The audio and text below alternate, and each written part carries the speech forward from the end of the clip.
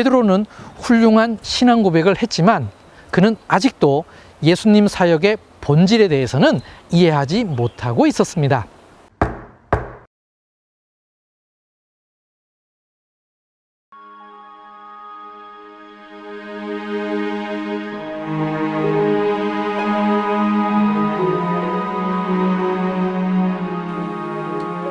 벳세다의 이름에 사람들이 맹인 한 사람을 데리고 예수께 나와 손 대시기를 구하거늘 예수께서 맹인의 손을 붙잡으시고 마을 밖으로 데리고 나가사 눈에 침을 뱉으시며 그에게 안수하시고 무엇이 보이느냐 물으시니 쳐다보며 이르되 사람들이 보이나이다.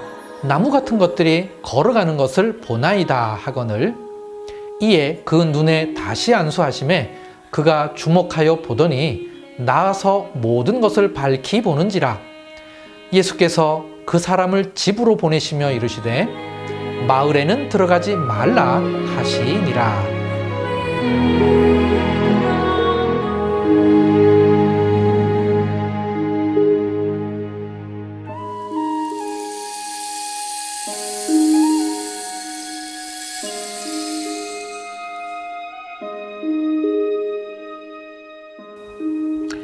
예수님께서는 배를 타고 벳세다로 이동하셨습니다.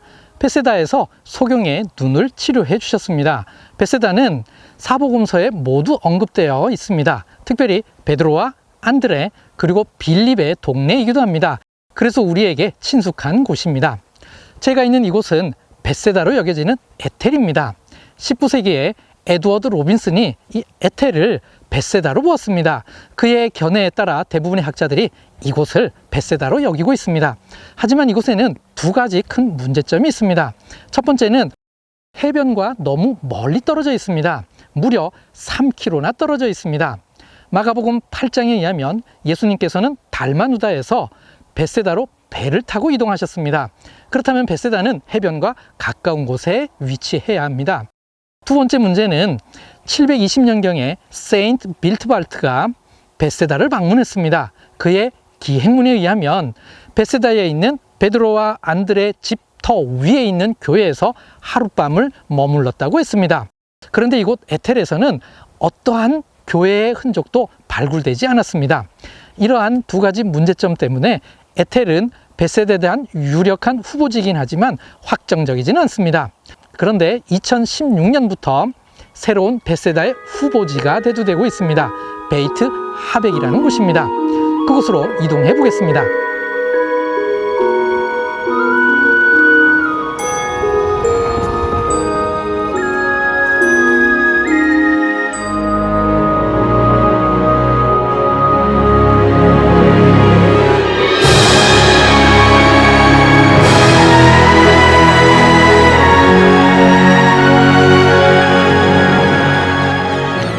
제가 있는 이곳은 베이트 하벡 발굴 현장입니다.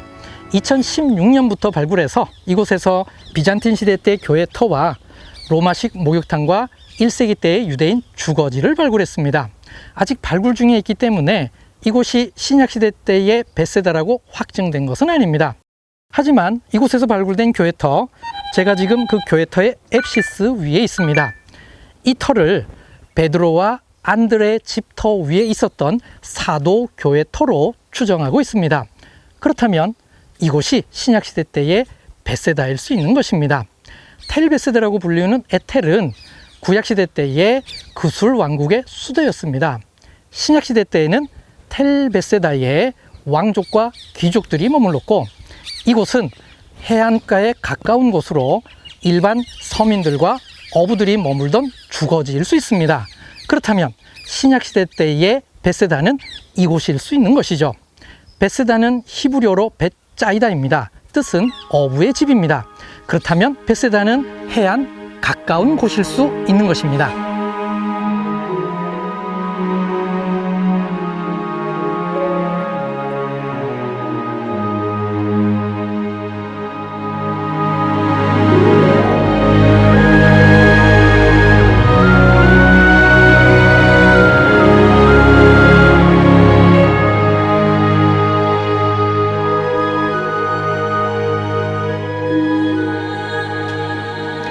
칠병 두어 마리 사건 전후에 귀 먹고 말 못하는 사람을 치료해준 기사와 눈먼 사람을 치료해준 기사가 있습니다. 마가복음 속의 사건들은 이 사건들 자체로도 연결된 메시지를 주고 있습니다. 이 사건 이후에 그동안 듣지 못했던 것을 듣게 되고 보지 못했던 것을 보게 되기를 원하고 있습니다. 마가복음 저자는 이제 귀를 열고 눈을 떠서 예수님이 누구이시고 예수님의 사역이 무엇을 목표로 하고 있는지를 바로 알게 되기를 원하고 있는 것입니다. 이러한 저자의 의도는 이어지는 예수님의 행적과 밀접하게 연관되어 있습니다. 베세다는 헤롯 빌립의 수도 역할을 한 곳입니다. 예수님께서 베세다에 오신 것은 헤롯 빌립의 영토 안으로 들어온 것을 의미합니다. 이어지는 예수님의 행선지 빌립보 가이사랴도 헤롯 빌립의 영토입니다.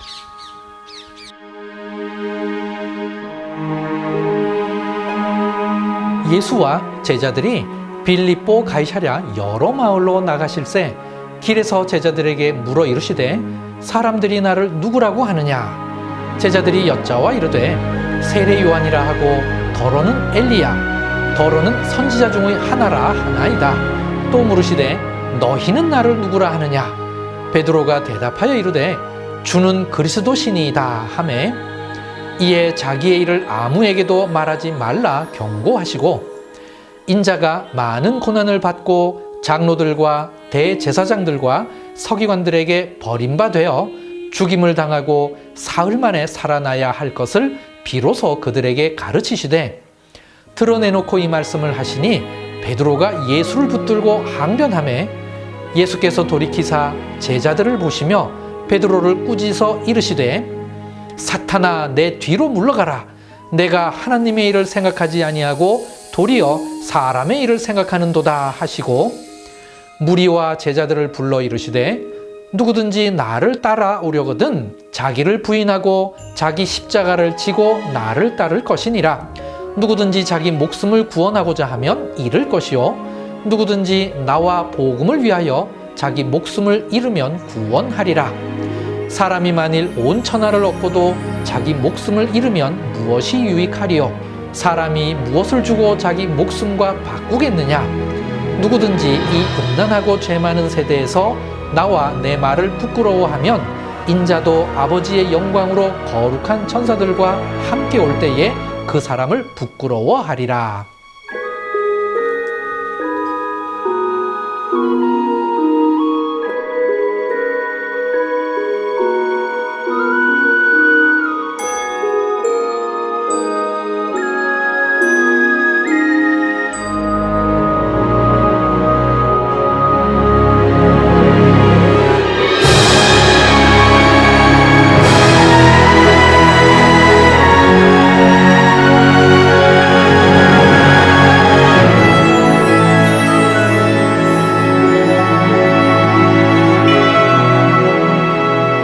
예수님께서는 벳세다를 출발해서 빌립보 가이사랴를 향하여 나아가셨습니다.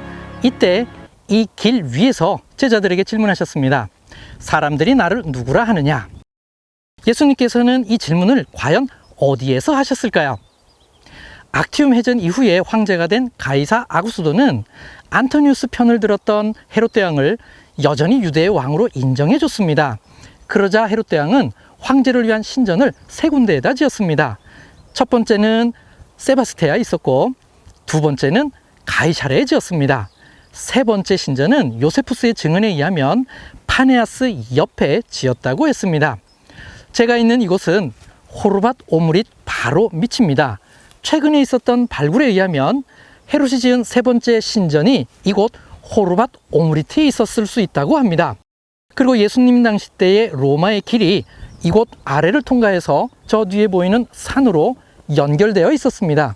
저 언덕을 넘어가면 바로 파네아스, 즉 빌립보 가이사랴입니다.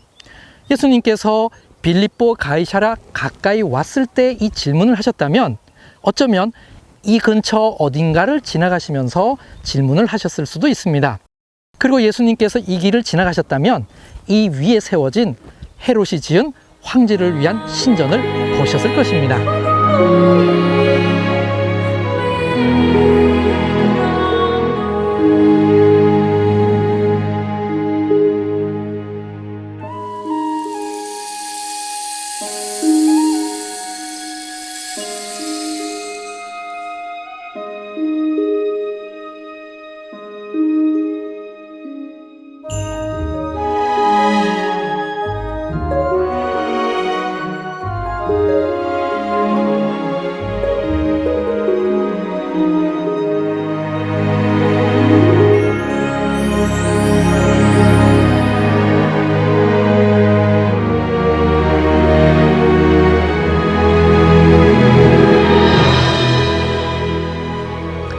저는 지금 호르밧 오므리티에 있습니다. 제 뒤로 보이는 이 유적을 학자들은 헤롯 대왕이 지은 로마 황제를 위한 신전으로 보고 있습니다.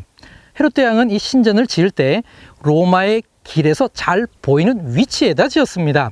그러므로 이 신전 근처로 로마의 길이 지나갔다고 보는 것입니다. 예수님께서는 베세다에서 빌립보 가이사랴로 이동하실 때 로마의 길을 이용하셨을 것입니다.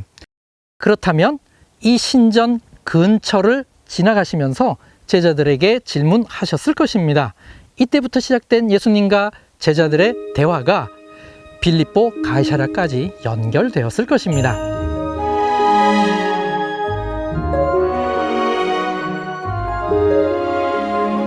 이곳은 빌립보 가이사랴입니다.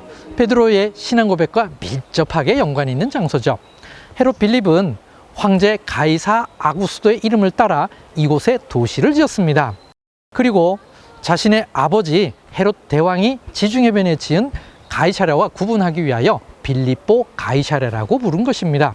이곳의 원래 지명은 파네아스입니다. 호르밧 오므리트에서 살펴보았듯이 예수님께서는 빌립보 가이사랴로 나아가는 길 위에서 질문하셨습니다. 이때 시작된 대화가 이곳 빌립보 가이사랴에 이를 때까지 이어졌을 것입니다. 베드로는 훌륭한 신앙 고백을 했지만 그는 아직도 예수님 사역의 본질에 대해서는 이해하지 못하고 있었습니다.